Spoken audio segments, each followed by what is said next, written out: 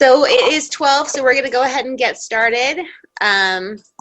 Welcome to the New Horizons group of Alcoholics Anonymous. My name is Pam, and I am an alcoholic.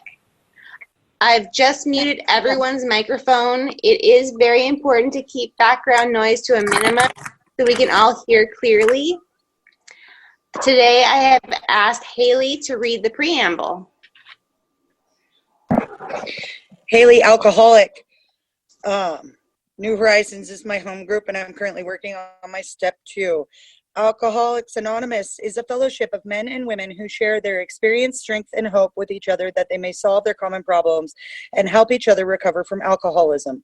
The only requirement for membership is a desire to stop drinking. There are no dues or fees for AA membership. We are self-supporting through our own contributions. AA is not allied with any sect, denomination, politics, organization, or institution, does not wish to engage in any controversy, neither endorses nor opposes any causes. Our primary purpose is to stay sober and help other alcoholics to achieve sobriety. Thanks, Haley. My profile picture is now our Venmo code. You can either use your QR scanner and just scan that code, or you can type in @NewHorizons-Bend. Please take a moment if you'd like to observe the 7th tradition, which states there are no dues or fees for AA membership, but we are self-supporting through our own contributions.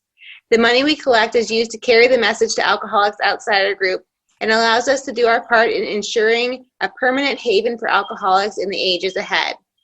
I have asked Morgan to read the 12 steps of Alcoholics Anonymous from page 59 of the Big Book.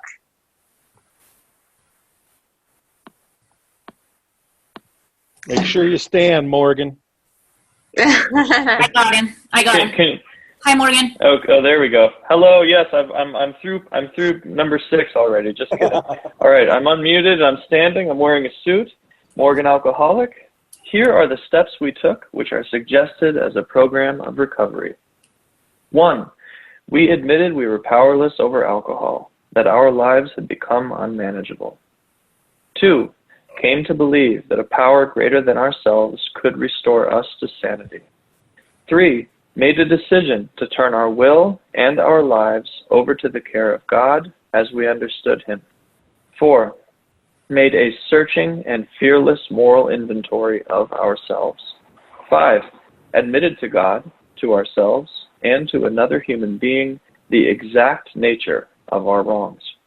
6. We're entirely ready to have God remove all these defects of character. 7. Humbly asked Him to remove our shortcomings. 8. Made a list of all persons we had harmed and became willing to make amends to them all. 9. Made direct amends to such people wherever possible, except when to do so would injure them or others. 10. Continued to take personal inventory, and when we were wrong, promptly admitted it. 11. Sought through prayer and meditation to improve our conscious contact with God as we understood Him, praying only for knowledge of His will for us and the power to carry that out. 12. Having had a spiritual awakening as the result of these steps, we tried to carry this message to alcoholics and to practice these principles in all our affairs. Thanks, Morgan. I will now read from Appendix 1 in the back of the book on the AA tradition and the tradition of the month in its long form. Appendix 1, the AA tradition. To those now in its fold, Alcoholics Anonymous has made the difference between misery and sobriety, and often the difference between life and death. AA can, of course, mean just as much to uncounted alcoholics not yet reached. Therefore, no society of men and women ever had a more urgent need for continuous effectiveness and permanent unity. We alcoholics see that we must work together and hang together, else most of us will finally die alone. The 12 traditions of Alcoholics Anonymous are, we AAs believe, the best answers that our experience has yet given to those ever urgent questions. How can AA best function, and how can AA best stay whole and so survive? Tradition 4 in its long form. With respect to its own affairs, each AA group should be responsible to no other authority than its own conscience. But when its plans concern the welfare of neighboring groups also, those groups ought to be consulted. and no group, regional committee, or individual should ever take any action that might greatly affect AA as a whole without conferring with the trustees of the General Service Board. On such issues, our common welfare is paramount. Do we have any new people with us today under 30 days sober who think that you may have a problem with alcohol? If so, please unmute and introduce yourself. Haley, alcoholic, and I have 11 days today. Awesome, Haley. Welcome. Anybody else that's new today?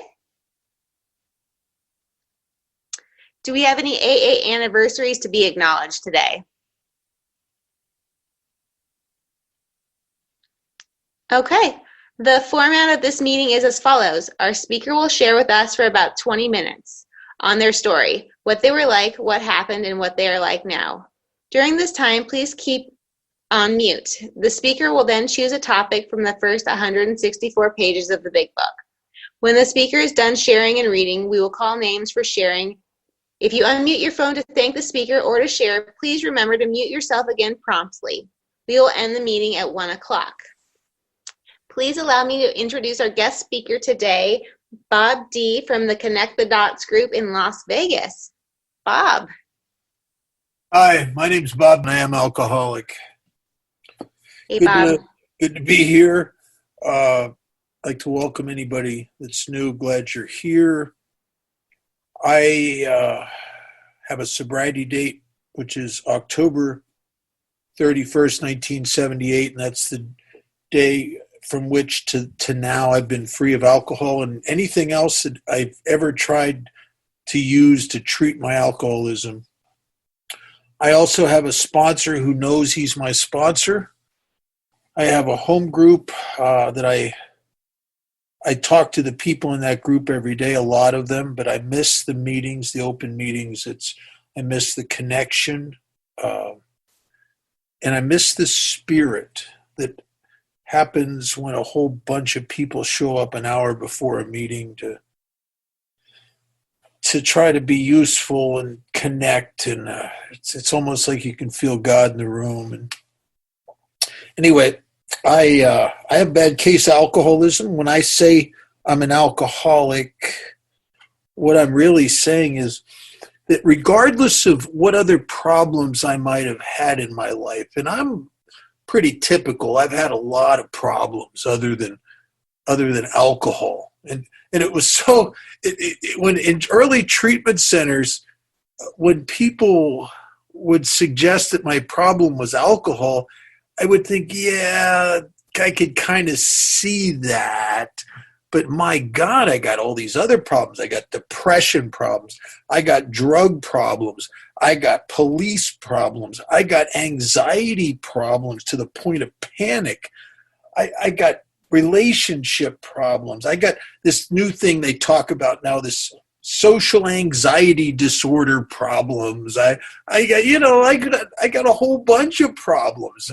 And that's the problem. I could probably be in 50 different fellowships, but there's one problem that rules them all. If you have it, in our book, it refers to it as king alcohol, and I have alcoholism, and I didn't want to have it.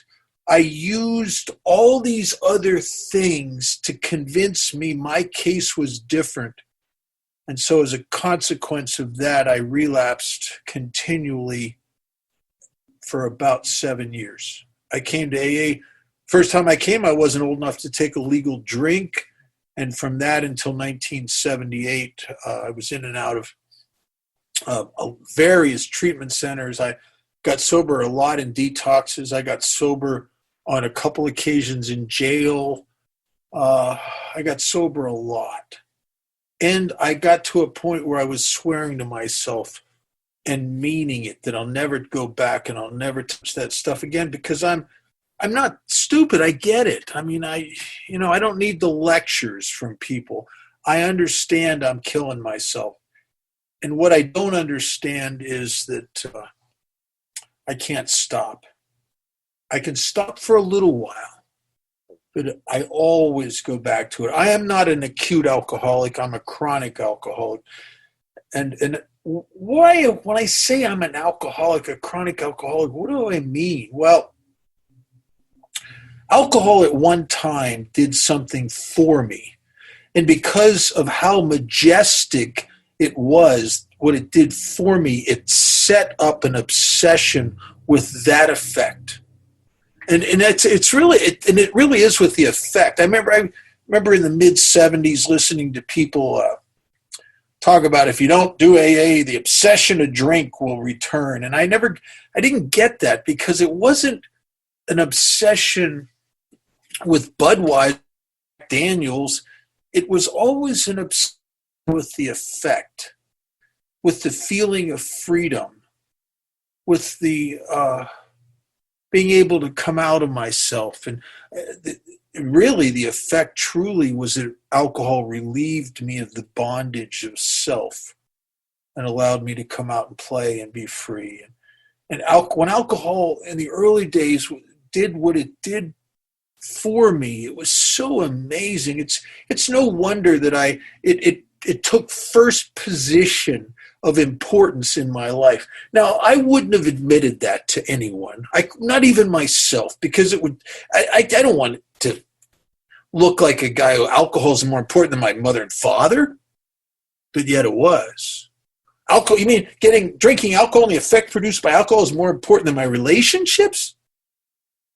Yet it was. Is it more important than college? Yeah, evidently. More important than playing in a band? Evidently. More important than my mental health? My emotional well-being? Evidently. Because if you looked at my actions, I would sacrifice it all just to chase an effect produced by alcohol. And it was a wonderful effect. It was really, truly the only thing I'd ever found that seemed to be an immediate and very, very effective treatment for something that was wrong with me that I didn't understand. But it was always wrong with me. Wrong with me before I ever picked up a drink. I had all of those feelings of not fitting. I remember the lonely, squirmy feelings at times in parties if I was sober, where it's all of you and then there's me, separate and apart from. And alcohol was the most immediate and effective medicine for that I ever found. It was spectacular. But as alcoholism, unbeknownst to me, is a progressive illness, and what that means is over time, the ability to obtain that effect, the effectiveness of the medicine diminishes until, some of you are probably like me, late stage alcoholics, where at the very end of your drinking, it's not even fun anymore. It's pathetic. It's depressing. It's lonely. It's bleak. And yet you get me sober 3 months and I'll start fantasizing that I can get high again like I did when I was 18, 20 years old. Because I'm obsessed with the effect produced by alcohol. An effect that at the end of my drinking the last couple of years I can't get. Well, that effect produced by alcohol, that thing that it did for me that set the hook in the middle of my being that would keep dragging me back with some kind of vacant, empty hope of recapturing the party. That hook was so strong because of the way I felt sober. But alcohol, which in and of itself, if I could have kept going back to that effect and capturing it, wouldn't have been so bad. But alcohol does something to me that it only does to alcoholics, regardless of what other problems you might have. If I drink alcohol, something happens to me that I can't see it, and yet it happens every single time I ever drank alcohol. As the effect of the alcohol hits me and I start to get that feeling, it's transformational because it pushes everything else out and replaces it with an incessant yearning for more of that effect. I've always had that. I've never not drank alcohol and had that effect. I never once in my life been drinking for an hour and have somebody offer to buy me another one and look at them and go, no, I'm really good here. Thank you. I don't need any more. I've never had that experience. Never. What alcohol does to me is it sets off what our book refers to as an allergic reaction. It's a phenomenon of craving phenomenon because it doesn't occur in most people. It only occurs in chronic alcoholics, and it creates this craving inside of me. And the crazy part about that, and I've talked to a lot of people in AA over the years, most of us, it happens to us and it happens to us and it happens to us with a consistency, and yet we can't see it because of the way that my alcoholism uses my own mind against me. There's a great line in the book that ripples through my experience where it says that the alcoholic's problem lies mainly in his mind. I have a mind that cannot see what's going on here. I can't see that it's a craving. Because what happens to me, and this has happened, I remember one time, after I tried to work as a counselor as a therapist for a while, lost that job. I just lost that job, and then I never held another good job until after I was sober a while. But I did get one job after that, and I was working as a telemarketer, which speaks volumes of my spiritual condition, and I was their best salesman. And this was back in a day before the feds got on telemarketers. We just would call people up and just lie to them. You know what I mean? I was working for the Fraternal Order of Police Gazette, and I would call people up and I'd get you to put an ad in there, and I would do it by saying, this is Officer Conley down here at your state police barracks, and you guys have been really good helping us out, our boys out before. And, I would just lie to them, and they'd buy a big ad in the Gazette that didn't go out to anybody, just sample copies of it would go out to the people who bought the ads. That was it. And I was their best salesman, but I had to be drunk to do it. But when I'm drinking, my sales genes just start to vibrate, and I can sell stuff. And I don't know, it's just weird. I was their best salesman. And one day the boss and the owner, the manager and the owner came in to my little office that I had there. I actually had my own office. Most other people were in big rooms. And at my own office, they came in and he said, listen, you can't do this anymore. You cannot come here under the influence of alcohol. You cannot drink on the job. I always had a pint of 100 proof Southern Comfort in my jacket, He says, you can't drink here anymore. If we find out or even suspect that you're drinking on this job or you come here under the influence of alcohol, we don't care that you're the best salesman. You're done. Well, this is really horrible, horrible information because I need this job desperately, because without the job, there's no paycheck. Without the paycheck, there's no medicine. And now I have crossed over that line that Wilson talks about, where alcohol is no longer a luxury. It's become a necessity. And it is just as vital to me as the insulin is to the diabetic. I can't live without it. And so I got really, really drunk that night after work, and I come to work the next morning. I'm sober, and I've got a little bit of tremors, and I'm very, very hyper self-sensitive and insecure, and I'm on that phone, and people are rejecting me, and oh man, I don't do well with this, and it's just I'm sinking into this abyss, and I'm not selling anything, and oh my God, by about 11 or 11:30 in the morning, I'm just a basket case, and I'm starting to think to myself, this isn't no good. This isn't not just bad for me. This is bad for the company, because I'm always thinking of others. And I said, this is bad for everybody. So I thought to myself, I'm going to take my lunch hour and I'm going to go. There's a bar down around the corner, little bar.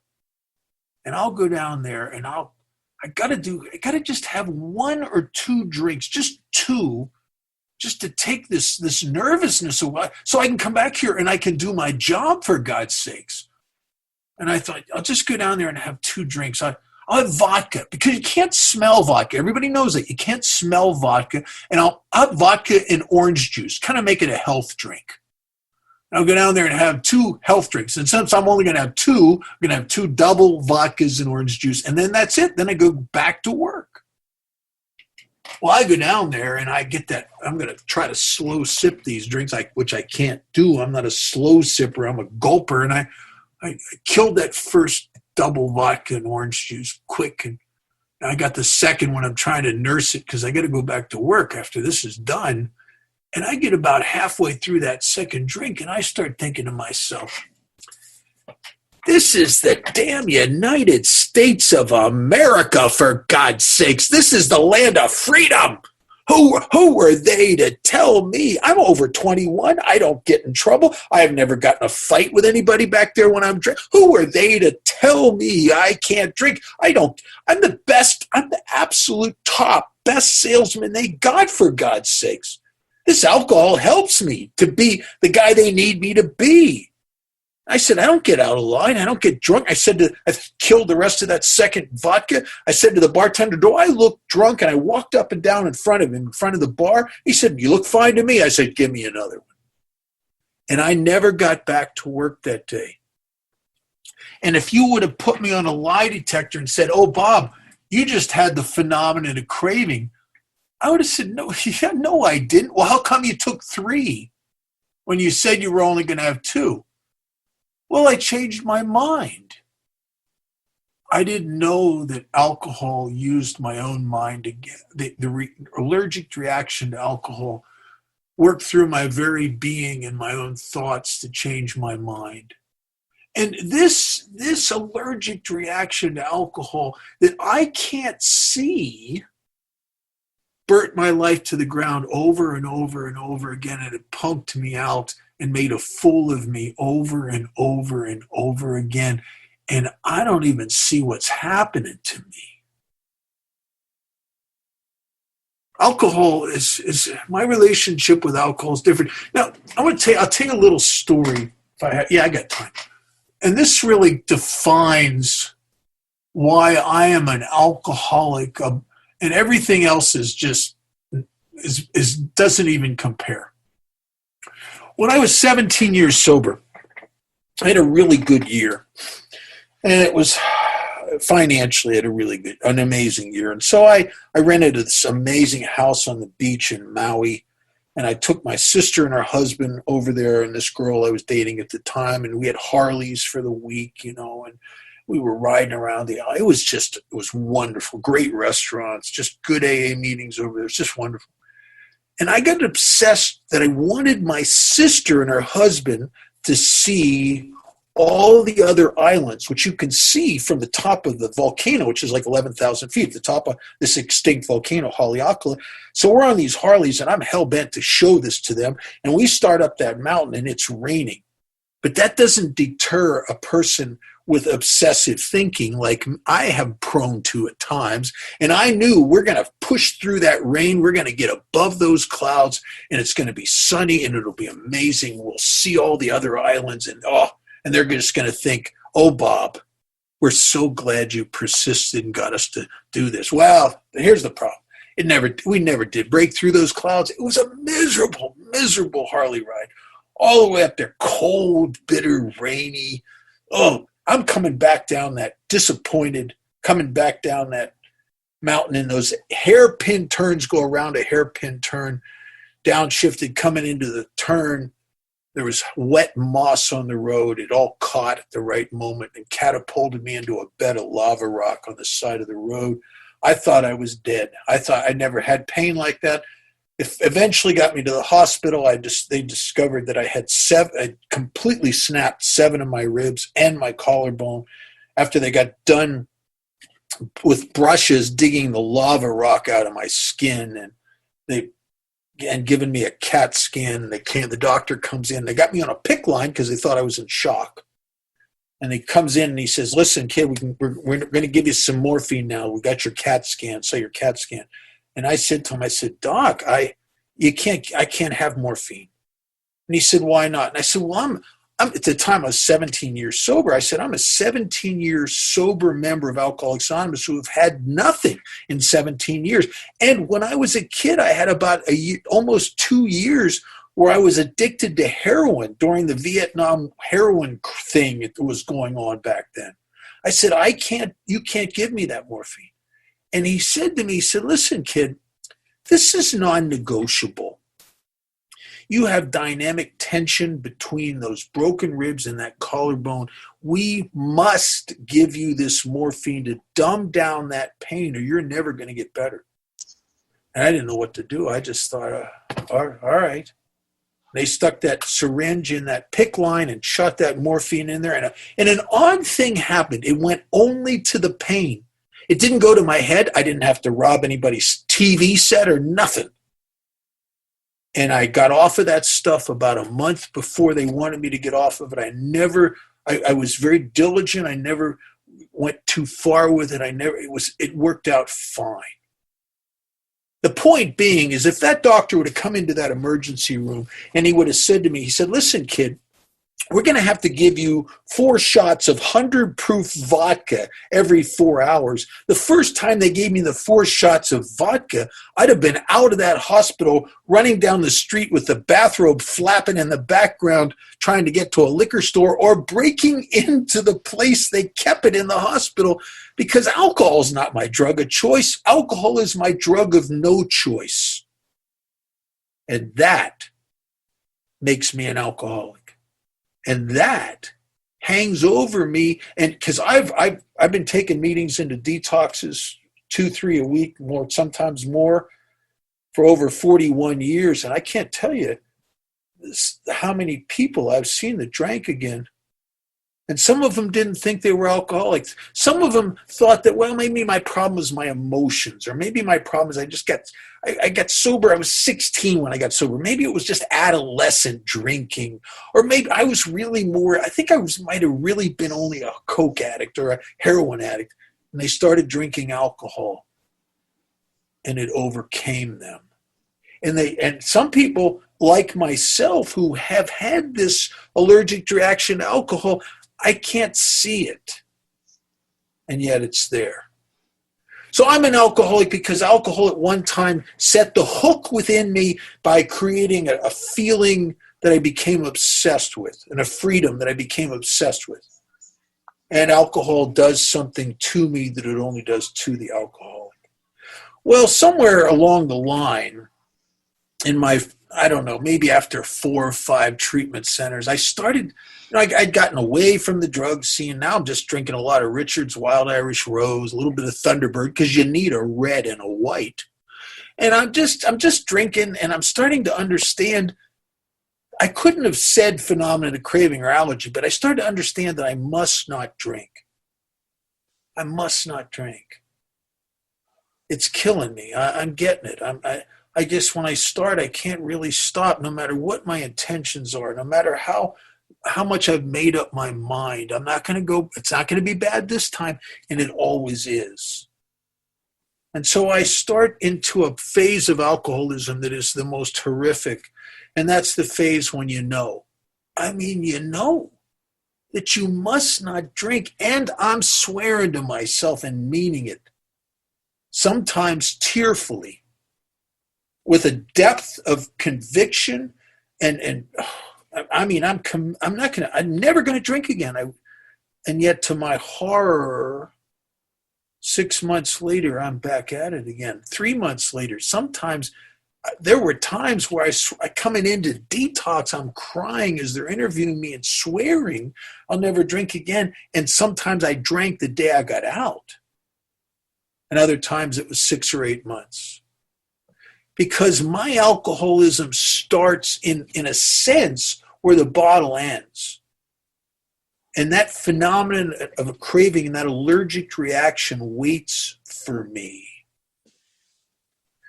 And I kept going back to it because of, it's not just that I have this abnormal reaction to alcohol, I got an abnormal reaction to abstinence. But just like my reaction to alcohol, I can't see it. And what does that mean? Well, here's what happens to me. Every time I get sober with great intentions. I'm going to do this, and I'm going to do that, and I'm going to go to school, and I'm going to get hurt, and I'm going to, and I don't do anything because I'm going to get drunk eventually, but I don't know that. Because as time goes on, the low-level depression, the feelings of loneliness, the fear, the restlessness, the irritability, and the discontent seem to just overcome me. And I live with them day in and day out, and week in and week out, and sometimes month in and month out, until I can't see the promises I made. I can't see that if I take a drink, I'm on paper. I could do 2 years in prison, for God's sakes. I can't see the harm I've done. All I can see is the hope. A hope that's killing me. The hope that this time I'm going to jumpstart that party. And this time I'm going to get that feeling of freedom. And this time I'm going to be able to come out and play again like I did when I was 20 years old. And I'm chasing the ghosts of parties past. And it's killing me. And that's the place I was in when I tried to take my own life. That was the demoralizing place that I was at, where I didn't know anything anymore, which is odd because I'm like a lot of us. I'm the I know guy. I think I'm smarter than everybody. But in 1978, I didn't know anything. I knew one thing, and that one thing is I knew I didn't know. And maybe that's the essence of surrender. To know you don't know. Become teachable. Anyway, that's all I got. Thank you for having me here.